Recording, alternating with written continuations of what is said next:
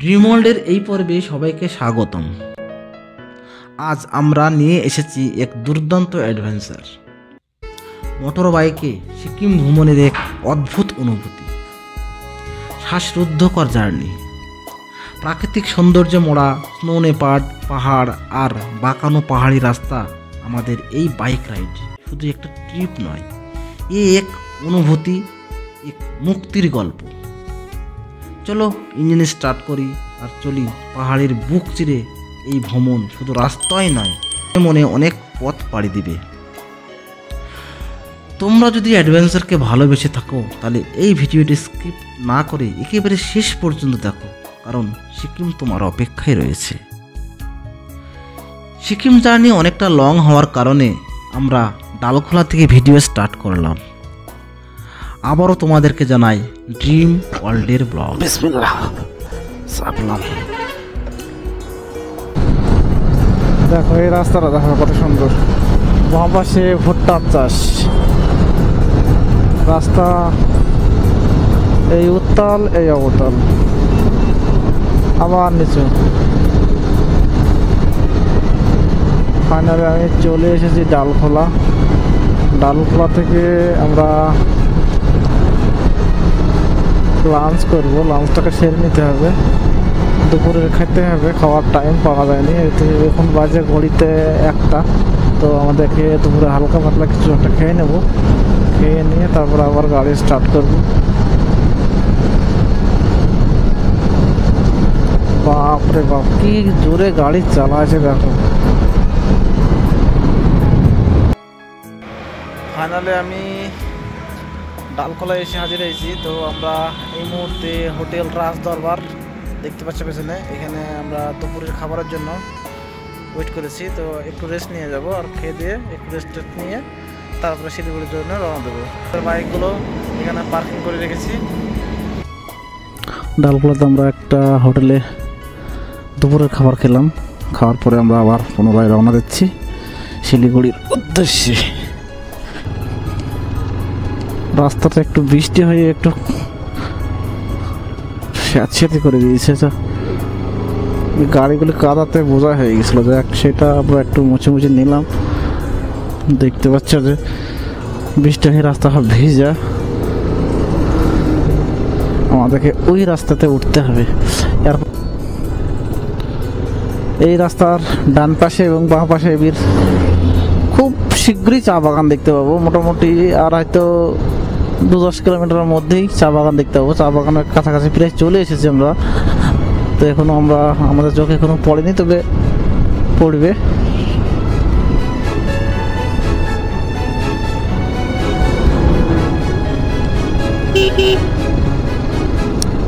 এই যে সাইনবোর্ডে কি আছে দেখি, National Highway Authority of India.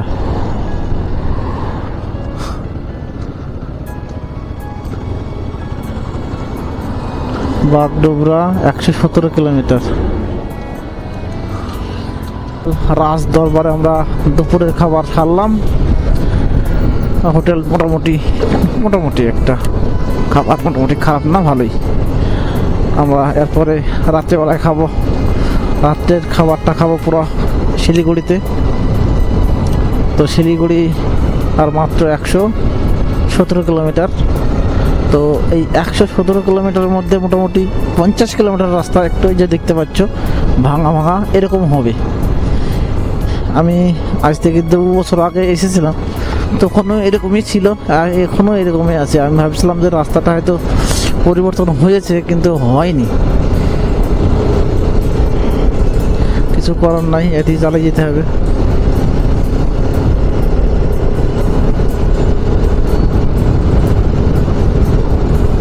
দেখো দুই সাইডের সবুজের মেলা, আর বাঁ পাশে ডান পাশে অ্যাকচুয়ালি সেই মালদার পর থেকে আমাদের ওখানে যেমন কলা চাষের পরিমাণটা একটু বেশি, এখানেও সেরকম ভুট্টা চাষের পরিমাণটা খুব বেশি। প্রতিটা জমিতে ভুট্টা চাষ। দেখ এই রাস্তা তো জোরে চালানো সম্ভব না,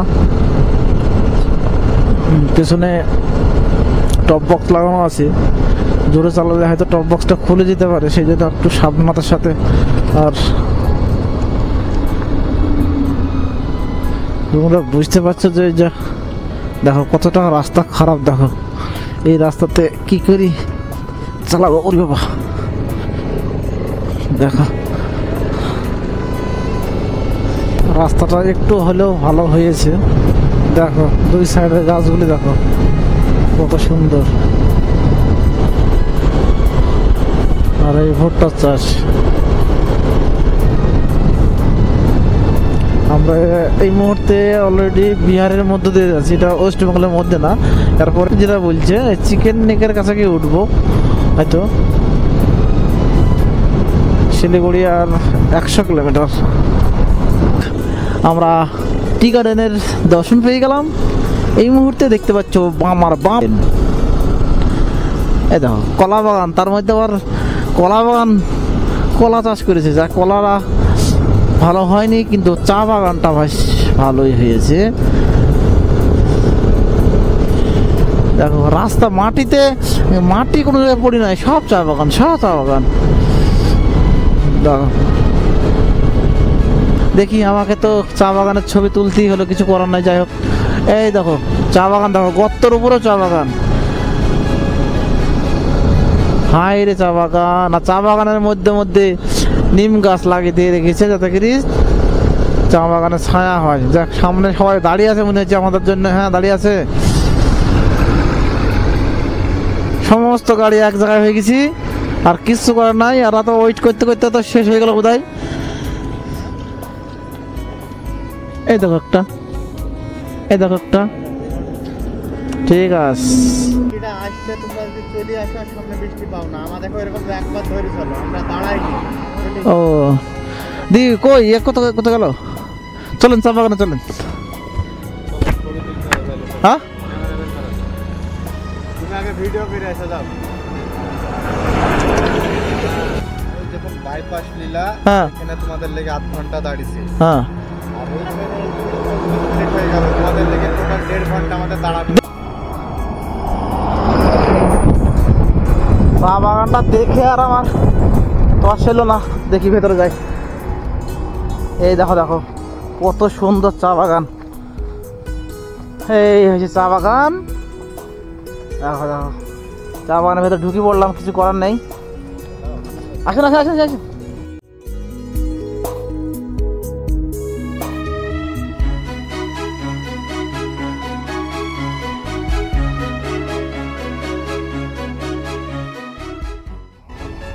আর চা বাগানের ভেতরে ঢুকেছি, এখানে জল দিচ্ছিল, সে জল দেখি জল কিভাবে দিচ্ছে দেখে আসি।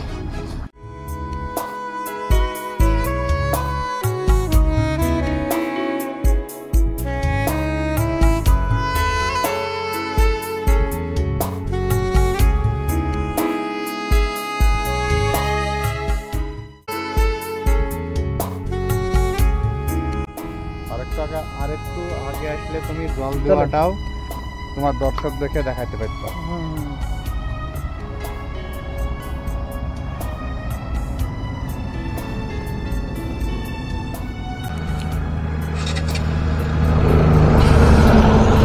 ফাইনালি আমরা চা বাগানে থেকে ফটো তোলার পর আবার রওনা দিচ্ছি। দেখো কত সুন্দর চা বাগান, চা বাগান দেখে মনটা আর দাঁড়ালো না। চাহে কিভাবে পানি দিচ্ছে সেটা দেখার জন্যে নেমেছিলাম। কত বড় বড় চা বাগান, দেখো কত বড় বড়। চা বাগানের মাঝখানে মাঝখানে একটা করে গাছ আছে, সব নিম গাছ। সবই তো বড় ভালো লাগছে। দেখো এই পাশে পাশে দুই ধারে রাস্তা, মিডিল দিয়ে চা বাগান, মানে চায়ের গাছ লাগানো আছে চারধারে। দেখো ওই রাইডাররা অনেক ছবি তোলার দিকে নিচে নেমেছে, আমরা তোলা হয়ে গেছে, যাকে আমি আর নামবো না। দেখো এইদিকে চা বাগান, উঁচু উঁচু পাহাড়ের কোলেতে চা বাগান ঢালু বেয়ে নেমে যায়, অসাধারণ। এই 30 কিলোমিটার, মানে আমাদের শিলিগুড়ি পৌঁছাতে আর 30 কিলোমিটার বাকি আছে। এই 30 কিলোমিটার দুই সাইডের দৃশ্য দেখতে দেখতে অলরেডি কখন যে রাস্তা ফুরিয়ে যাবে সেটা হয়তো বুঝতেই পারবো না। আমরা অনলাইনে হোটেল দেখলাম, তো আমরা যেহেতু 5 জন আছি, একটা রুমে থাকবো 2 জন, একটা রুমে থাকবো 3 জন। তো রুম ভাড়া বলছে 943 টাকা করে, ট্যাক্স দিয়ে মানে 1200 টাকা হয়তো পড়বে। তো এখনো বুকিং করিনি, ওখানে গিয়ে বুকিংটা মারবো, একবারে হোটেলের সামনে গিয়ে বুকিং মারবো, এরকম ভাবলাম আছে। অনলাইনে করলে 200-300 টাকা সেভ পাওয়া যাবে। তো দেখবো কেমন যদি রুম হয়, রুম যদি সেরকম হয় ইনশাল্লাহ সেই রুমে আজকে 3টার মতন থাকবো। দেখো কত সুন্দর রাস্তা, দেখো শিলিগুড়ি আর মাত্র 25 কিলোমিটার, রাস্তাটা কত সুন্দর দেখো। আবার সেই পাশ ঘেরা চা বাগান, ডান পাশে ঘেরাও চা বাগান, কত সুন্দর চা বাগান। ও আর মিডিল দিকে এটাই যে 4 লেন না, ঠিক মানে 8 লেন যেটাকে বলছে। হ্যাঁ, কতগুলি রাস্তা দেখো, কত বড় চওড়া। ওপরে দেখো আমাদের কি সৌভাগ্য, দেখো একটা প্লেন দেখতে পাচ্ছি। হয়তো এখানে যে বাগডোগরা বিমানবন্দর আছে, সেই বিমানবন্দর হয়তো নামবে। দেখো বিমান, দেখো বিমানের ছবিটা, বিমানের ভিডিওটা উঠছে কিনা সেটা আমি ঠিক বলতে বুঝতে পারছি না, তো মোটামুটি ওঠারই ঘটনা। আমাদের কপালটা কতটা ভালো দেখো, কপালটা কিছুটা খারাপও আছে, কিছুটা ভালোও আছে। ডাবগ্রাম ফুলবাড়ি যে মায়ে যেতে হবে, আমরা ফুলবাড়ি যেহেতু যাবো না, সেহেতু সোজা যাবো শিলিগুড়ি।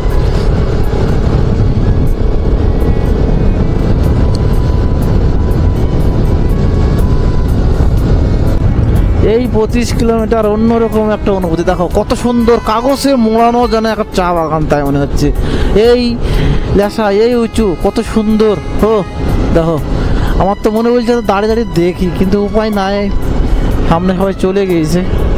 দেখো বাঁ পাশ ঘেঁষা পুরো চা বাগান। চা বাগানটা ভালো ভিডিও হচ্ছে না বোধ হয়, সাঁজ লেগে গেছে, তো ওটা অন্ধকার অন্ধকার ভাব চলে এসছে। যদি এটা তবে আসার পথে এগুলোতে আমি ভালোভাবে দাঁড়াবো, এগুলো ভালো করে ভিডিও করবো। যাওয়ার পথে তো হচ্ছে না, টাইম পাচ্ছি না। আর দেখো আবার একটা চা বাগান, দেখো ও কত সুন্দর গো। এগুলো শুধু ছবি তোলার মতন জায়গা। দেখ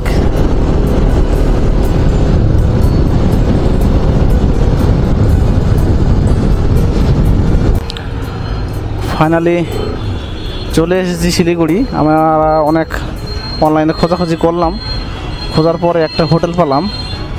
হোটেলটাতে আমরা বুক করাই আছে, দেখো সেই হোটেলে নিয়ে যাব। হোটেলের রুম টুমগুলি খুব ভালো, আমরা অলরেডি একবার গিয়েছিলাম দেখতে, আবার যাচ্ছি সে জায়গায়। দেখো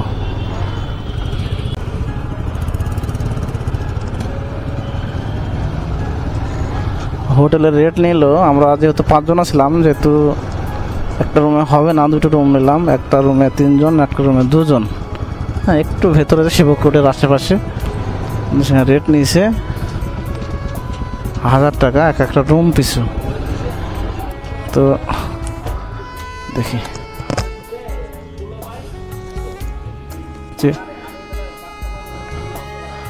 পূজা গেস্ট হাউস,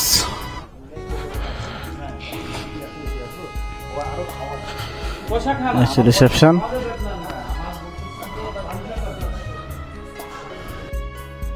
শিলিগুড়িতে আমরা অনেক খোঁজাখুঁজির পর আমরা হোটেল পেলাম, পূজা গেস্ট হাউস। হোটেলের রুম ভাড়া নিয়েছিল 1000 টাকা করে। যেহেতু আমরা 5 জন ছিলাম, সেহেতু আমরা 2টো রুম ভাড়া নিয়েছিলাম। এই হোটেলের নাম এবং ফোন নাম্বার ডেসক্রিপশন বক্সে দিয়ে দিলাম, চাইলেই ফোন করে নিতে পারো। এই ভিডিওটি আর বাড়াচ্ছি না, এর পরের এপিসোডে শিলিগুড়ি থেকে গ্যাংটক পাহাড়ি রাস্তা ভ্রমণের অভিজ্ঞতা, তোমরা সঙ্গে থেকো। শিলিগুড়িতেই আমাদের রাত্রি হয়ে যাওয়ায় আমরা রাত্রিবেলায় পাহাড়ি রাস্তায় চালানোর রিস্কটা নিই। আগামীকালকে সকালবেলায় আমরা বের। ততক্ষণ তোমরা ভালো থেকো, সুস্থ থাকো, ধন্যবাদ।